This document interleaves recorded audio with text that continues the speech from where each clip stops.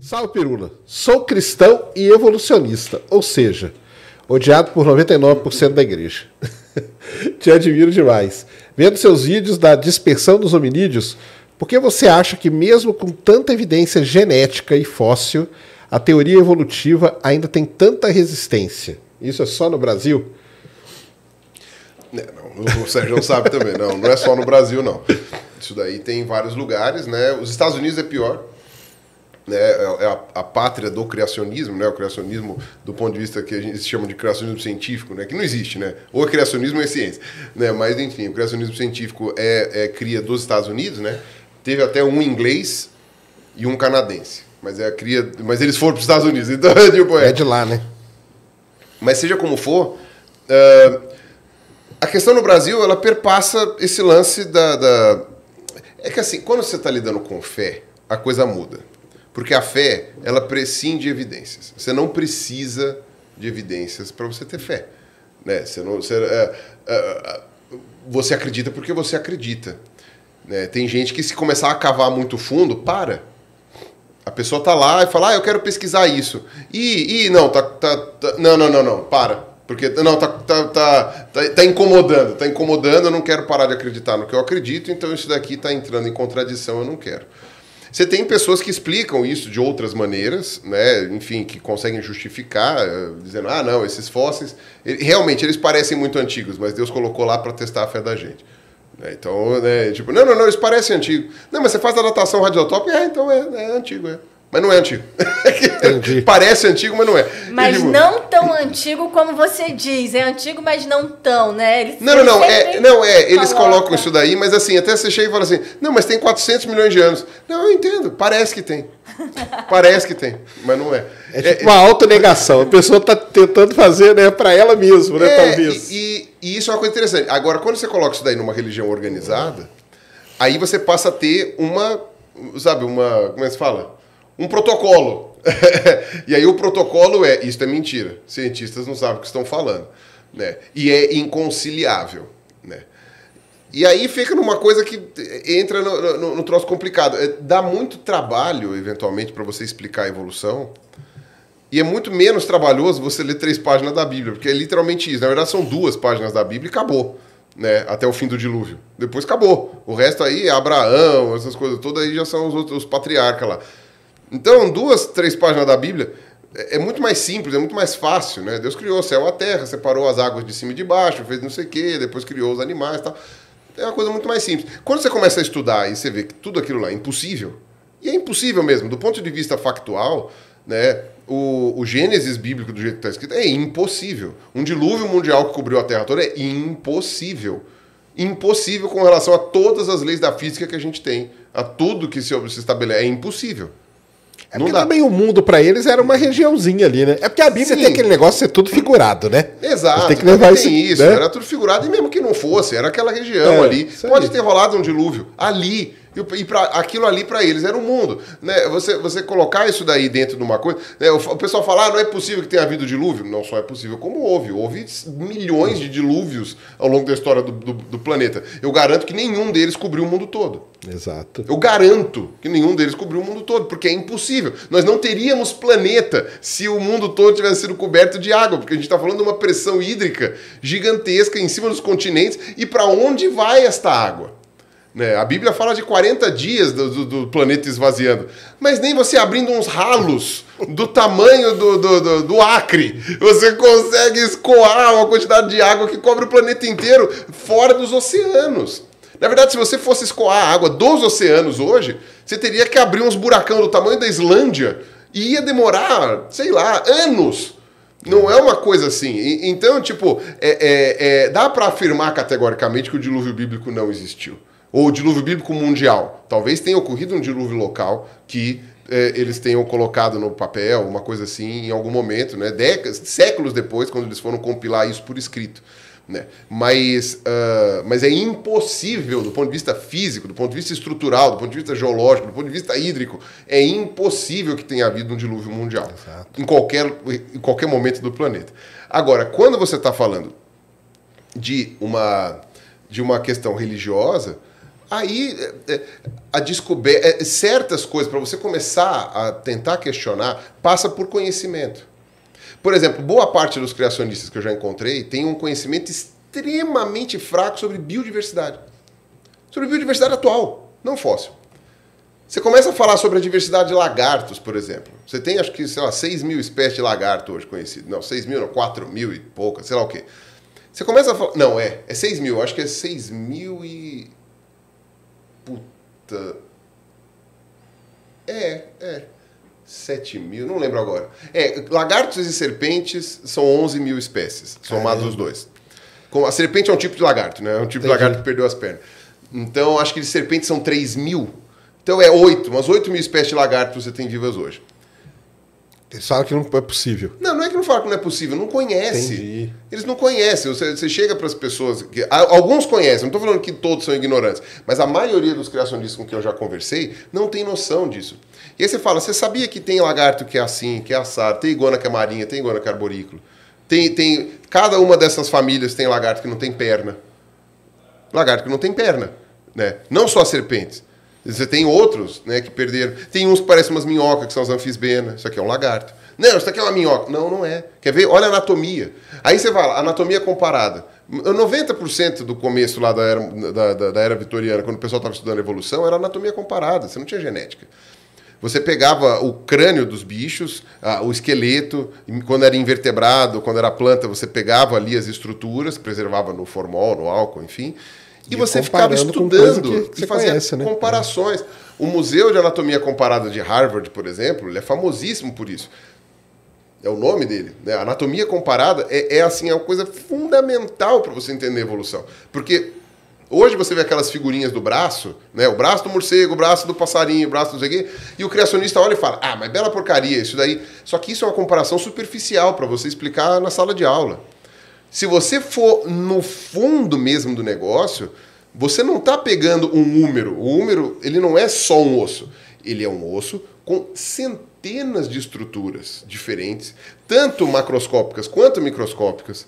E você não tem só, por exemplo, sei lá, aqui, a crista deltopeitoral, em que você inclui aqui a coisa, você não tem só a cabeça do húmero, onde ela encaixa, você não tem só aqui embaixo, tal, a una, você não tem só o olécrano que passa aqui para trás, tal. Você não tem só essas estruturas. Você também tem, por exemplo, padrão de ossificação, que você vê na embriologia, padrão de crescimento. Isso daí tudo você consegue ver nos seres vivos de hoje e você vê quais são parecidos e quais não são. Então, a anatomia comparada é um negócio que você tem que estudar, demora para estudar. Depende de você conhecer a biodiversidade atual. Entendeu? Quantas espécies existem, né, de lagarto, no que elas são parecidas, onde elas vivem, por quê. Aí como é que você sabe que... Aí você vai ver biogeografia. Olha, aquele que está naquela ilha é aparentado da ilha vizinha, que é aparentado do continente. Puxa vida, de onde será que vem? Aí quando você descobre a genética... Não é incrível? O do continente é mais antigo, então, sei lá, tem as coisas mais primitivas do que os outros das laterais que estão nas ilhas.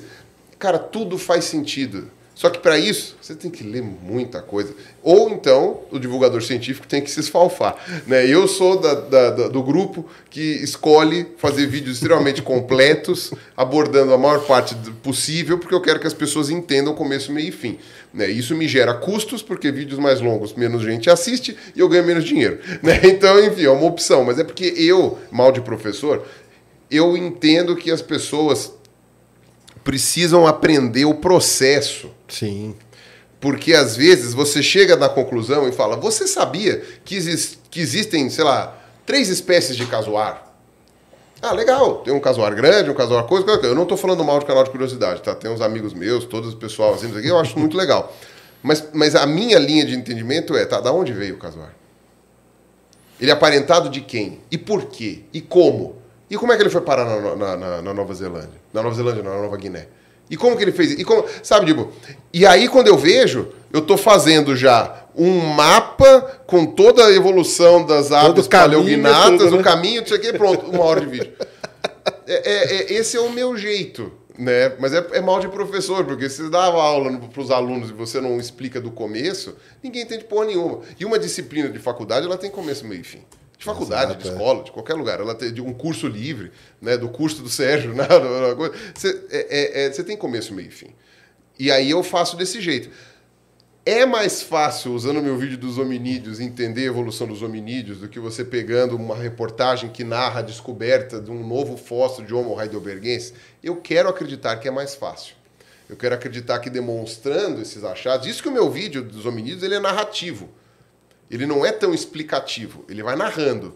Mas eu não pego para explicar a diferença do Homo heidelbergensis para o Homo erectus, para o Australopithecus. Eu não fico falando, não, a crista supraciliar, não sei o que, você pega, põe um paquímetro aqui, você vê a distância, tal, os centímetros cúbicos, e aí, não, mas a formação do queixo, tal. Eu não pego para explicar isso. Eu falo em linhas gerais, é um vídeo narrativo, não é um vídeo explicativo, comparativo, essas coisas.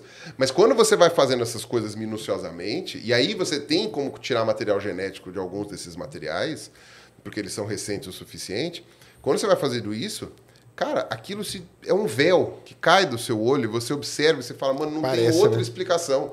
Aí é o Teodósio Dobzhansky, que por um acaso era cristão ortodoxo.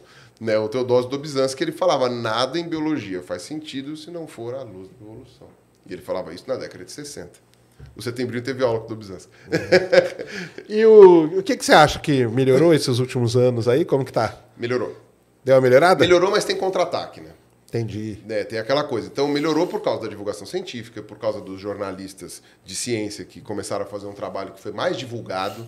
Né? Teve essa melhora, exposições como essa dos dinossauros Sim. lá na Bienal, mas teve outras. Então, por exemplo, o Anelli também organizou o Dinos na Oca, que foi acho que 2006, 2007, sei lá, vai muito tempo, 2007, não sei, vai muito tempo Dinos na Oca. Aí você teve a exposição do Darwin lá no MASP também, acho que foi 2010, 2009, uma coisa assim. Não, foi depois, 2012. Enfim, você teve esses acontecimentos. O problema é que tem força contrária. Né? O YouTube também foi descoberto. Então, você tem, por exemplo, sei lá, o Rodrigo Silva, que é aquele cara lá, que, enfim, pode ser uma ótima pessoa, uma pessoa muito simpática, é um cara muito não sei o quê, tem uma puta história de vida, pode ser um excelente pastor. Quando ele chega para falar de evolução, ele só fala bosta. E é bosta mesmo. Ele não fala assim, não, como eu falei, o esterco do elefante ele serve como uma biota gigantesca para sei lá, o besouro rola bosta, para vermes, para coisa, para não sei o quê. As bostas que o Rodrigo Silva fala são estéreis. Não tem nada lá. Né? Só a bosta e o cheiro. Porque, tipo, não sabe nada de evolução. Nada. E são argumentos pueris. Porque ainda assim, você chega, às vezes você pega uns criacionistas que tem uns argumentos elaborados. O cara chega e fala, não, porque é isso, porque aquilo, não. O Rodrigo Silva, você olha, você chega a ficar até um pouco meio compadecido, que você fala assim, putz, são só argumentos de criança, sabe? São umas coisas muito fraquinhas para quem não leu nada, não foi atrás de nada, não pesquisou nada, entendeu? Então, nesse ponto, você tem uns criacionistas mais elaborados. Entendi. Né? Mas, geralmente, não são adventistas, né? O Rodrigo Silva, ele é adventista, então, eventualmente, você tem... Depende da vertente da igreja, né? Você tem isso daí. Vai procurar essa linha, né? Agora, isso falando de criacionismo cristão, né? Se você for, por exemplo, para o Islã, aí é outro tipo de coisa. Né? Aí você tem os muçulmanos, que são criacionistas literais também, do Corão, que é muito parecido, né? São livros inspirados uns nos outros ali, né? Então não é muito diferente do Velho Testamento. E você tem os criacionistas muçulmanos, que eles aceitam a evolução até chegar no ser humano. Chegou no ser humano, blasfêmia. Entendi. Né? Então, tipo, não, evolução de dinossauro virou ave. Não, ave é dinossauro? Tá ótimo. Não, os crocodilos andavam na terra. Não tem problema. Extinção permo-triásica, a gente aceita. Não, e aí quando chega em primata e o ser humano vai pra... Aí não, né? Allahu Akbar. Eu falo, tá bom, então beleza, isso aqui não é. Então você tem essa realidade em outros locais também, né? Mas, enfim, então o Brasil, o Brasil estava melhorando. Agora eu não sei as últimas pesquisas para saber se ele se manteve melhorando ou se agora esse contra-ataque, né, de grupos, de igrejas, tal, não sei o que, está piorando a compreensão da evolução. Mas eu estou aqui fazendo o meu trabalho. Eu vou tentando. A função é o quê? Espalha a palavra. Pega meus vídeos de evolução e passa para as pessoas que você conhece da igreja e tenta fazer elas assistirem até o final. E fala, pega argumento para refutar. Né? Então é aquela coisa, tem 2 vídeos meus que são os básicos que eu costumo falar, que aí é o vídeo de cladística, para explicar como a gente estuda evolução, e o vídeo de definição de espécie, porque definição de espécie é um troço muito difícil de trabalhar, e eu consegui resumir ali, né, com a ajuda do professor Vanin, finado professor Vanin, que foi uma perda irreparável, né? E no final das contas, vendo esses dois vídeos, depois você começa a pegar. O vídeo dos hominídeos talvez seja o último que você tenha que mostrar, porque as pessoas ficam meio ofendidas quando chega na própria espécie. Mas dos dinossauros, por exemplo, tem 16 vídeos agora, sua super coleção de elaborados dinossauros é tal, demais. e de outros grupos também que eu já fiz, das baleias e tal. E o das baleias é bom porque ele é um pouco mais curto, é um vídeo só. E aí, quando você chega em ser humano, é interessante porque os criacionistas que assistem meus vídeos, meu vídeo dos seres humanos, lá dos hominídeos, é louco porque a partir de determinado ponto, até metade do segundo vídeo, né? Tem o primeiro vídeo eles vão amassar e jogar no lixo. O segundo vídeo, até a metade, a primeira metade, eles provavelmente vão falar também, isso aí é cientista, tudo inventando. Da metade pra frente, eu chego na parte que os criacionistas acreditam. Eu passo dos 10 mil anos. Entendi. Aí da metade pra frente... Aí chegou na época, né? Mas mesmo assim, eles pegam o meu vídeo inteiro, amassam e jogam fora. Eu falo assim, então tá bom, vai. Nem chega até lá. Essa é a questão. Tem que chegar. Claro. Tem que chegar até o fim. Quer refutar? Refuta ponto a ponto. Mas o que você está falando, Pirula, inclusive para o pessoal, quem acaba fazendo isso nem é a pessoa que está lá na igreja, que vai para a missa, que vai para o culto, não.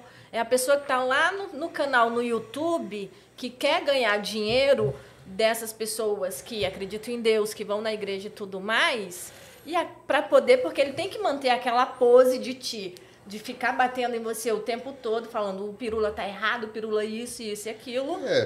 A grande maioria são essas pessoas, e são eles que atraem.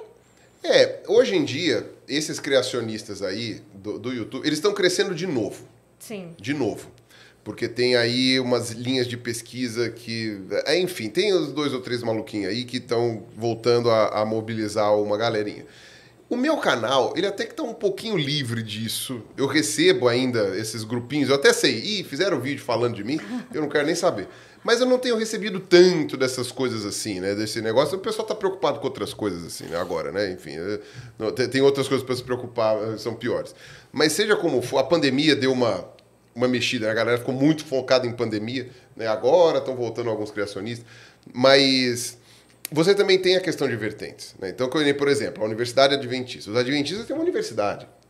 Então, para os adventistas é interessante você espalhar palavras criacionistas, porque os caras ensinam isso. Tem colégio adventista e universidade adventista.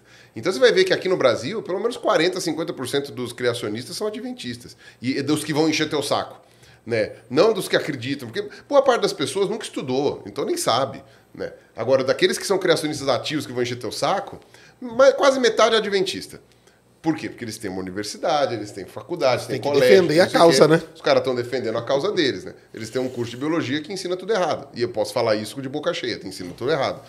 Aí você tem uma parte que é metodista. Aí você tem uma parte que é presbiteriana, junto com Mackenzie e tal, não sei o quê. Então, quer dizer, agora, você tem outros. Sei lá, eu acho que... o Eberlin é batista. Mas a maior parte das denominações, lá, neopentecostal, eu não conheço nenhum grande criacionista neopentecostal. Porque os caras, eles estão afim de tudo, menos de escola e de faculdade, né? Os caras, eles querem justamente que o rebanho não aprenda nada, né? Então, tipo, para eles interessante melhor isso. Deixar quieto. Né? Para outras vertentes, eu sei que tem essa questão que é importante, né? Entendi. E você que tá assistindo esse vídeo aqui no Talk Flow, se liga, olha só. Primeiro que você pode se tornar um membro, e aí você pode se tornar tanto um membro burguês quanto um membro humilde. E aí isso tem uma diferença aí no que você vai ganhar de volta. Desconto na loja, uns adesivos que a gente manda e por aí vai, tem várias paradas.